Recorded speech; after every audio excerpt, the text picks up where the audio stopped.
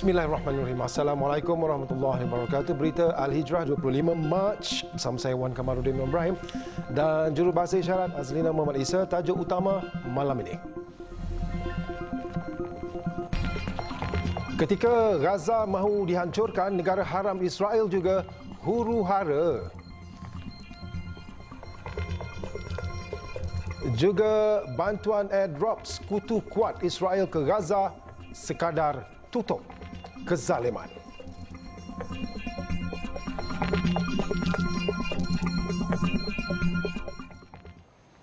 Baik, ketika dunia bertumpu di Gaza susulan genosid yang semakin memuncak angkara perbuatan angkuh Zionis, jarang sekali kita dengar laporan tentang urusan dalaman negara haram Israel itu. Menurut aktivis Palestin M. Shahul Hamid Muhammad Mirah, sumber pihaknya memaklumkan situasi di Israel juga sebenarnya semakin tidak menentu apabila rakyat mula memberontak mendesak pengunduran Benjamin Netanyahu. Dan selain sebahagian penduduk telah mula membawa diri meninggalkan negara haram itu.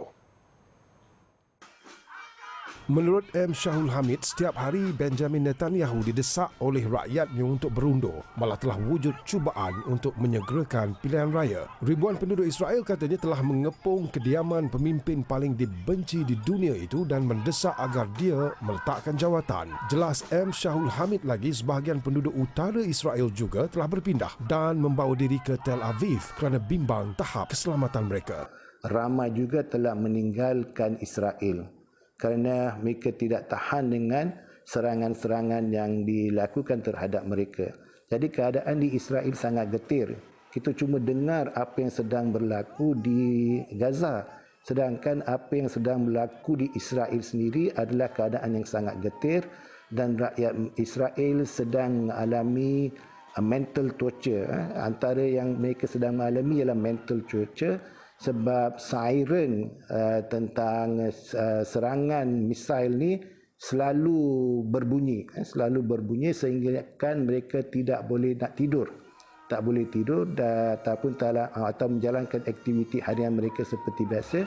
Jadi ramai sedang mengalami mental torture dan ramai juga yang mati because of tidak tahan dengan mental torture yang sedang dialami oleh mereka. Tambah M. Shahul Hamid lagi, soalan sejauh mana Netanyahu akan kekal berkuasa bukan lagi rahsia. Netanyahu nekat tidak akan berundur kerana matlamat mutlaknya adalah untuk membunuh penduduk Gaza dan Palestin dan bukan semata-mata menewaskan Hamas. Sebab matlamat utama Netanyahu ialah bukan berperang dengan Hamas tetapi menyah rakyat Palestin dari bumi Palestin, daripada Gaza dan juga West Bank. Jadi selagi mana matlamat ini tidak tercapai, dia tidak akan mengundurkan diri dan sentiasa menggunakan alasan sedang berperang dengan Hamas. Dia nak hapuskan Hamas tetapi sebenarnya dia nak menghapuskan rakyat Palestin. Pasal itu dia bom kawasan-kawasan utama di bumi Gaza dan dia sanggup membunuh rakyat awam, penduduk awam, orang biasa. Dia sanggup membunuh kanak-kanak dan wanita. Dan apa yang sedang berlaku di Gaza pada hari ini ialah sama ada rakyat Palestin mati kerana kena bom atau mati kerana tiada perubatan apabila mereka sedang mengalami kecederaan ataupun mati dalam kelaparan. Subuhan itu katanya adalah mustahil untuk Netanyahu tunduk kepada tekanan domestik ke atasnya, sebaliknya akan terus menggunakan alasan perang dengan Hamas untuk mencapai cita-citanya yang turut didokong sekutu kuatnya iaitu termasuk Amerika Syarikat, United Kingdom, Kanada dan negara barat lain.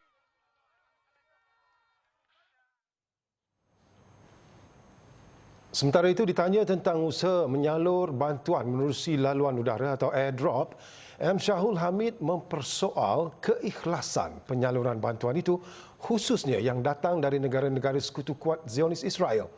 Jelas beliau, sikap negara-negara berkenaan umpama talam dua muka kerana biarpun menggugurkan bantuan menerusi udara, namun hakikatnya sumbangan besar mereka kepada Israel lebih besar dalam misi melenyapkan Palestin. Mereka sebenarnya mempunyai peranan talam dua muka. di satu sudut dia nampak seolah-olah mereka begitu prihatin tentang kesengsaraan ini dan cuba membantu rakyat Palestin, memberi makanan dan juga perubatan. Tapi pada waktu yang sama mereka juga inilah yang memberi bantuan ketenteraan kepada tentera Israel, terutamanya US, UK, France, Germany, Kanada dan juga EU. Jadi dalam dua muka mereka ini sangat jelas. Dari sudut kononnya mereka prihatin, tetapi mereka ini adalah juga negara-negara yang memberi bantuan, bukan saja takat bantuan tetapi memimpin dan juga menjadi pedoman kepada IDF, Israel Defense Force, di mana mereka mengambil bahagian, especially US melalui Blinken dan juga pakar-pakar daripada Pentagon datang ke Israel dan memimpin tentera Israel dari sudut menyusun strategi menyerang tentera Hamas dan juga membunuh rakyat Palestin. Katanya lagi, apa yang dapat disimpulkan melalui pemberian bantuan airdrop oleh sekutu kuat Israel termasuklah negara-negara barat adalah ia hanya sekadar menutup kejahatan yang dilakukan mereka, jauh sekali bersikap ikhlas dalam membantu penduduk Palestin khususnya di Gaza. Sebelum ini juga ramai pihak mempertikai keberkesanan airdrop yang disifatkan tidak begitu efektif dalam membantu penyaluran bantuan selain kosnya yang begitu tinggi. Airdrop bagaimanapun menjadi pilihan terakhir berikutan Zionis Israel mengawal sempadan masuk ke Gaza dan bilangan truk bantuan yang dibenar masuk juga amat terhad. Sementara itu, kaedah penyaluran bantuan ke Gaza melalui jalan darat disifatkan yang terbaik bagi memastikan krisis kemanusiaan dapat diringankan, dan perkara itu dinyatakan Setiausaha Agong PBB sendiri, Antonio Guterres, yang turut mendesak pihak negara haram Israel agar menghentikan sebarang bentuk sekatan dan halangan ke atas bantuan yang disampaikan melalui darat.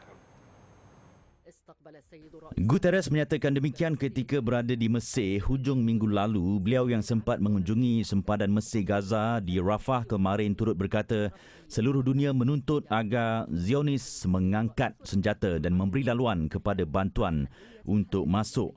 Beliau dalam pada itu mengulangi gesaannya agar menyegerakan jeda kemanusiaan bagi meringankan penderitaan kanak-kanak dan wanita di Palestin yang kini dibelenggu kehidupan yang amat terdesak. Negara haram Israel kini ditekan dari pelbagai pihak dari seluruh dunia kerana bongkak dan terus melaksanakan siri serangan udara dan darat. Kekejaman memuncak itu telah menjadikan bilangan yang terkorban dan syahid berjumlah lebih 32,000 orang, kebanyakannya wanita dan kanak-kanak. Kehidupan wanita di Gaza sukar untuk digambarkan dengan kata-kata apabila mereka terpaksa bersalin tanpa bekalan air, makanan, tempat tinggal, jauh sekali tandas. Penderitaan yang dilalui sepanjang 6 bulan perang tidak tertanggung lagi dan mereka amat memerlukan genjatan senjata segera.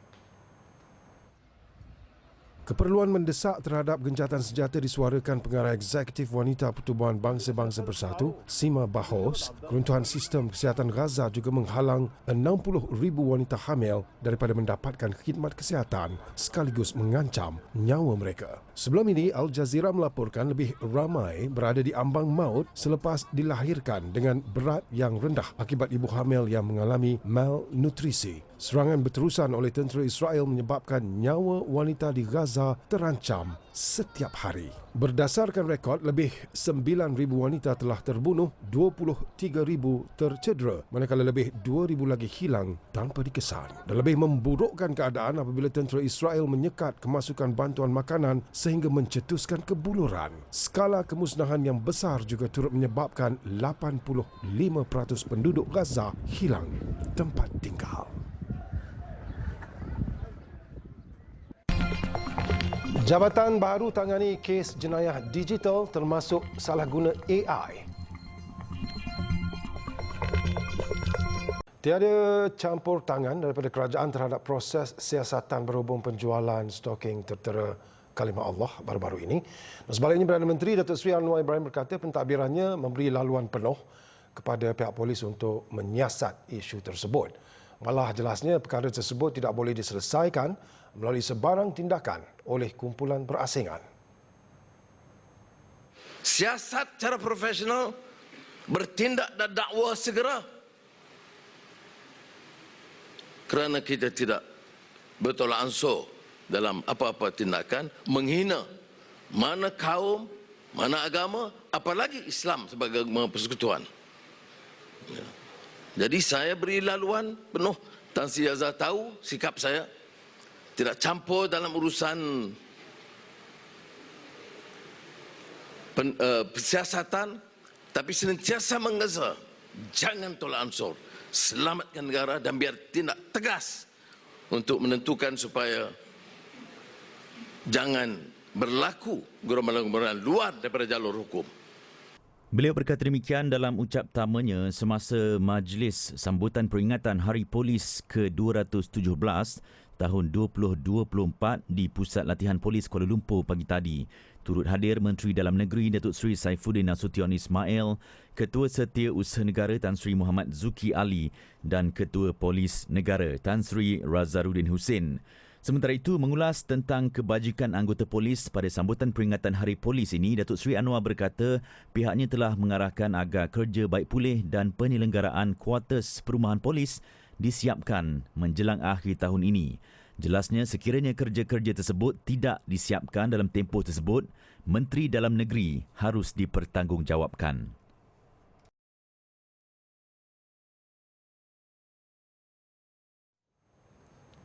Sementara itu, di Johor pula, polis maklumkan telah menerima 25 laporan polis berhubung isu stoking kalimah Allah yang dijual di kedai rangkaian Serbandeka, KK Supermart dan Superstore Sendirian Berhad.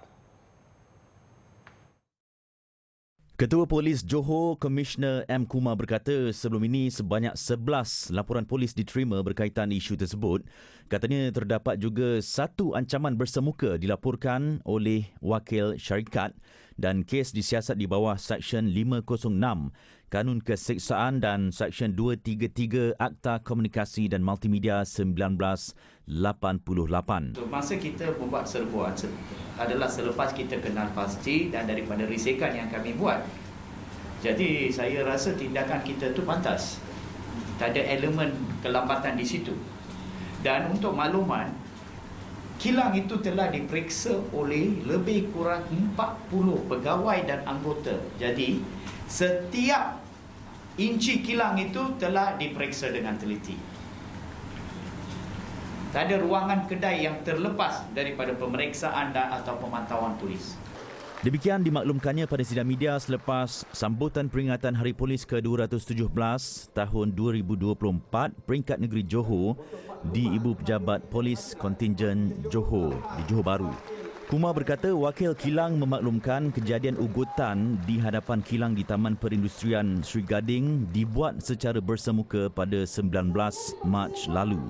Dalam perkembangan lain, Kumar berkata pihaknya masih menunggu laporan daripada Suruhanjaya Komunikasi dan Multimedia Malaysia SKMM berhubung isu hantaran komen di media sosial yang menghina Nabi Muhammad SAW dan agama Islam. Terdahulu terdapat tangkap layar hantaran komen berkenaan isu menghina Nabi dipercayai dilakukan oleh seorang pengguna Facebook berasal dari Pontian, Tula sejak Jumaat lalu.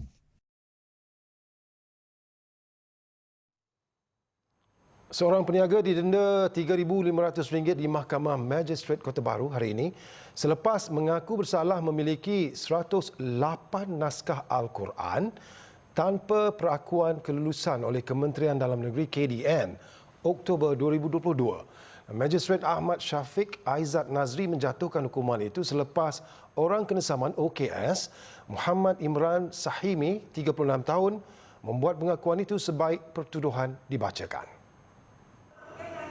Mengikut pertuduhan, OKS terbabit didakwa memiliki 56 naskah Al-Quran An-Nur dan 52 naskah Al-Quran Al-Mumayyaz yang tiada perakuan kelulusan oleh Lembaga Pengawalan dan Pelesenan Pencetakan Al-Quran Kementerian Dalam Negeri KDN. Perbuatan itu dilakukan di sebuah premis di Jalan Tengku Petra, Semerak, Kota Baru jam 10.30 pagi pada 15 Oktober 2022. Kesalahan itu didakwa mengikut Seksyen 7-1 Akta Pencetakan Teks Al-Quran 1986 dan boleh dihukum mengikut Seksyen 7-2 Akta sama dan boleh didenda tidak melebihi RM10,000 atau penjara maksimum 3 tahun atau kedua-duanya.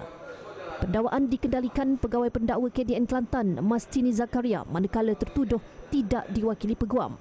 Terdahulu, Mastini memohon hukuman setimpal dikenakan kepada OKS kerana menggunakan Al-Quran yang tidak mendapat kelulusan KDN yang dikuatiri boleh mengelirukan masyarakat Islam. Mahkamah kemudian menjatuhkan hukuman denda sebanyak RM3,500 dan memerintahkan OKS dipenjara 5 bulan sekiranya gagal membayar denda itu. OKS bagaimanapun membayar denda berkenaan.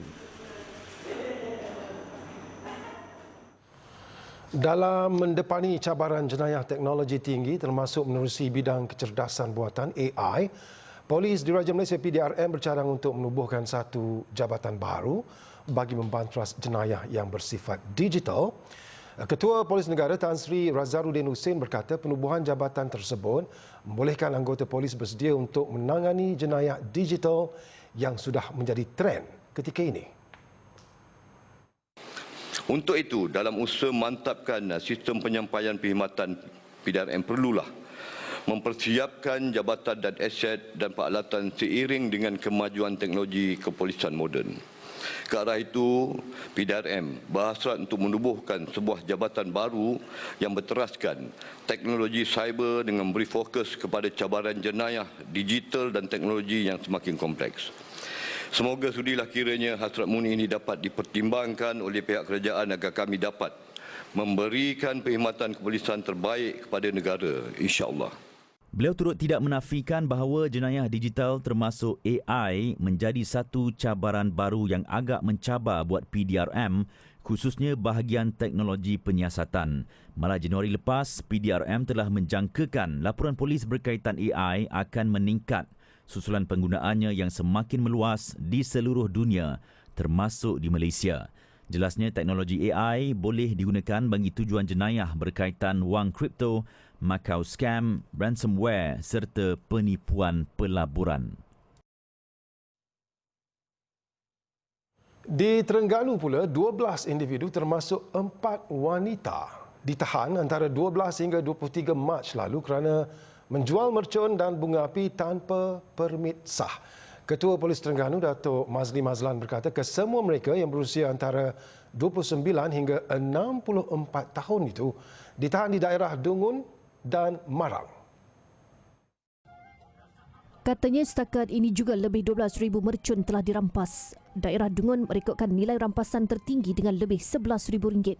Datuk Mazli berkata pihaknya akan terus meningkatkan pemantauan penjualan mercun dan bunga api yang sememangnya menjadi tarikan sepanjang Ramadan ini. Setakat ini kita telah menerima permohonan sebanyak 158 permohonan dan kita telah meluluskan sebanyak 128 permohonan permit mercun di Terengganu, seluruh negeri Terengganu. Dari segi pemeriksaan macam mana tu? Daripada segi pemeriksaan setakat ini kita mendapati mereka-mereka yang diberi permit ni telah telah mematuhi segala peraturan, tetapi ada juga beberapa yang melanggar dan kita juga telah membuat beberapa rampasan mercun-mercun yang dijual tidak mengikut permit yang dikeluarkan.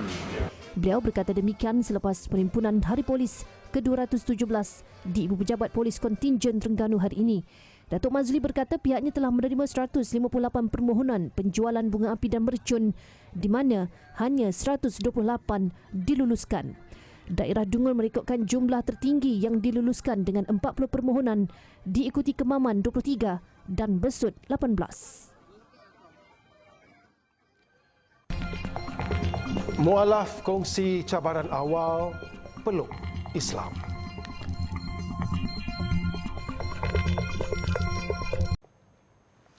Mari sama-sama kita contohi akhlak terpuji baginda sallallahu alaihi wasallam dengan menjadi mukmin yang paling pemurah khususnya dalam Ramadan. Riwayat Imam Bukhari, Nabi SAW seorang yang paling pemurah dan menjadi lebih pemurah pada bulan Ramadan. Mari berwakaf kepada pembinaan kompleks tahfiz anak-anak mualaf yang pertama di Malaysia dengan nilaian RM350 per kaki persegi sebagai bekalan saham pahala di akhirat kelak. Masyarakat digesa untuk tidak menggunakan media sosial sebagai platform untuk menabur kebencian dengan menghina individu atau agama lain. Menteri di Jabatan Perdana Menteri Hal Ehwal Agama, Datuk Dr. Muhammad Naim Mokhtar menegaskan perbuatan itu jelas bertentangan dengan Islam yang mengutamakan keamanan dan keharmonian dalam beragama. Dan ini jelas dalam Al-Quran, dalam konteks kita agensi-agensi agama, dan Islam melarang. Islam satu agama yang melarang sama sekali umatnya daripada menghina orang lain. Hatta kalau nak menghina individu pun tak boleh. Apatah lagi dalam konteks menghina agama orang lain. Begitu Islam nak mempertahankan perpaduan, kesatuan, bahawa Islam ini adalah agama sejahtera. Jadi dalam konteks inilah saya menyeru kepada seluruh masyarakat untuk menghargai keamanan yang ada dalam negara ini. Jangan sekali-kali kita wujudkan suasana yang boleh menghapuskan ataupun merenggangkan hubungan ini dan menimbulkan kemarahan agama lain dengan menggunakan platform sosial media ini untuk terus mewujudkan suasana tegang. Beliau turut menyeru orang ramai untuk terus menjaga keamanan dan tidak mewujudkan suasana yang boleh merenggangkan hubungan dan menimbulkan kemarahan agama lain. Beliau berkata demikian selepas program Rahmah Ramadan Mawib, ziarah Pusat Kebajikan dan Rumah Asnaf di Ibu Negara. Majlis Agama Islam Wilayah Persekutuan Mawib menyalurkan sumbangan berjumlah RM14,500 kepada Pusat Kebajikan Asrama Darul Falah, Pertubuhan Kebajikan Islam Malaysia PERKIM, ASDAF, dan sumbangan itu kemudian diagih kepada 58 penghuninya dengan setiap seorang menerima RM250. Kita harapkan semoga dengan sumbangan wang tersebut akan meringankan beban anak-anak yang selama 58 orang ini dan seterusnya akan memberikan mereka motivasi untuk terus belajar dengan baik dan membuat perubahan pada diri dan juga keluarga, insya-Allah. Untuk rekod, Mawib telah menyalurkan bantuan kepada ASDAF berjumlah RM610,000 bagi membantu aktiviti dan juga menampung kos pengoperasian ASDAF sejak 2019 sehingga tahun lalu. Menerusi program Rahmah Ramadan Mawib itu, Datuk Dr. Naim turut mengunjungi 3 buah keluarga asnaf di flat Sentul Utama selain turut mengagihkan bakul rezeki dan wang ringgit berjumlah RM500. Mereka antara penerima bantuan zakat dari Majlis Agama Islam Wilayah Persekutuan Mawib berbentuk bantuan kewangan bulanan dengan jumlah keseluruhan RM600 sebulan, keperluan asas bernilai RM300 setiap bulan, bantuan persekolahan RM700 secara one-off, bantuan sewa rumah bulanan RM900 hingga RM1,000 sebulan dan bantuan kecemasan RM3,000 secara one-off. Program Rahmah Ramadan Mawib dijalankan hasil dana zakat yang diterima daripada pembayar zakat di wilayah persekutuan. Keputusan seorang wanita mualaf memeluk Islam beberapa tahun lalu sesuatu yang amat mencabar, lebih-lebih lagi dalam mendapatkan restu daripada keluarga. Dan mengakui menerima tentangan pada peringkat awalnya, seorang guru, Nur Atifah Ching Abdullah berkata, lama-kelamaan keluarganya mula menerima keputusan nekat memeluk agama suci itu. Malah lebih manis lagi, adiknya juga turut mengikut jejak langkah guru berkenaan. Menurut Nur Atifah, walaupun dirinya terpaksa membuat keputusan sendiri, namun tindak tanduknya perlu berhati-hati agar tidak melukakan hati dan perasaan keluarga. Kalau dari mula-mula tu memanglah banyak dugaan kan, halangan dia banyak. Tadi pun boleh kongsi sikit tak? Yelah kita mesti daripada keluarga lah. First memang keluarga memang tak setuju kan. So kami sendiri yang buat keputusan semua, dan tapi itulah kena pandai ambil hati semua, teruskan untuk bersama keluarga semua, dan lama-lama alhamdulillah setiap tahun kalau ada rezeki memang kami akan hadirlah bersama semua kawan-kawan pun ada je kan pendapat masing-masing dan juga kisahnya masing-masing. Beliau ditemui pada majlis berbuka puasa di Surau Ittihadiyah Seksyen 9 Shah Alam, Anjuran Persatuan Cina Muslim Malaysia, MAKMA, Cawangan, Selangor. Program berkenaan bukan sahaja bertujuan mengukuhkan ikatan silaturahim sesama ahli tetapi juga menjalin hubungan antara mualaf lama dan baru. Kira-kira 50 ahli MAKMA Selangor menyertai program ini. Sementara itu, pengerusinya Sofiah Chong Abdullah berkata, program tahunan ini sentiasa mendapat kerjasama daripada pihak surau atau masjid dan kali ini MAKMA bekerjasama dengan Surau Ittihadiyah di Seksyen 9 ini. MAKMA turut memberikan sumbangan wang tunai kepada golongan asnaf, manakala kira-kira 15 kanak-kanak daripada keluarga berpendapatan rendah juga diraikan bersama dalam program iftar ini. Kita pun nak terima kasih kepada para penterma juga, yang insan-insan yang hati mulia. Mereka ada memberi sumbangan kurma, 1 kotak kurma. Lepas tu ada sumbangan wang ringgit dalam 200 orang. MAKMA Selangor ditubuhkan 24 tahun lalu dengan keanggotaan setakat ini sekitar 300 orang. Angka itu mungkin lebih tinggi jika lebih ramai mualaf mendaftar sebagai ahli persatuan berkenaan.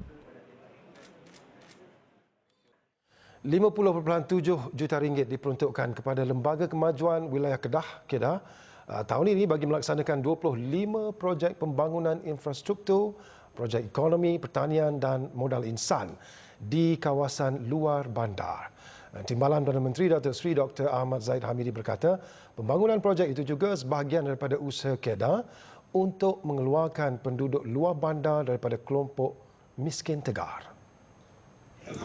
Dan kita mahu mewujudkan lebih ramai usahawan dan kita mahu melihat keberhasilan ramai usahawan yang berjaya. Kita mahu juga melihat hasil-hasil daripada usahawan ini dari yang sendiri pada PNKS, mikro, kecil dan sederhana yang juga keluar daripada keluaran bahan-bahan makanan dan minuman F&B dan memfokuskan kepada permintaan pasaran yang luas di luar Malaysia dan Beliau yang juga Menteri Kemajuan Desa dan Wilayah berkata, sejak Kedah ditubuhkan pada 1981, kerajaan telah membelanjakan kira-kira 2.31 bilion ringgit bagi pelaksanaan projek berimpak tinggi. Beliau berkata demikian pada Majlis Santunan Kasih Ramadan Kedah di Sungai Tiang. Pada majlis itu, Datuk Seri Ahmad Zahid turut menyampaikan sumbangan kepada anak-anak yatim, pelajar tahfiz dan ibu tunggal. Selain serahan geran rumah PPRT, bantuan program agro makanan dan bantuan projek ekonomi dan usahawan. Sekian untuk malam ini, saya Wan Kamarudin Wan Ibrahim dan jurubahasa isyarat Azlina Muhammad Isa. Satukan rumah dengan ilmu bagi memperkasa Malaysia Madani. Dan menutup berita Al-Hijrah, kami sajikan visual agihan juadah berbuka puasa yang disumbangkan Food Industry kepada kaki tangan berita Al-Hijrah dan kaki tangan Jabatan Agama Islam Wilayah Persekutuan Jawi di Kompleks Pusat Islam petang tadi. Terima kasih. Dan dengan itu, Assalamualaikum warahmatullahi wabarakatuh dan selamat menjalani ibadah puasa.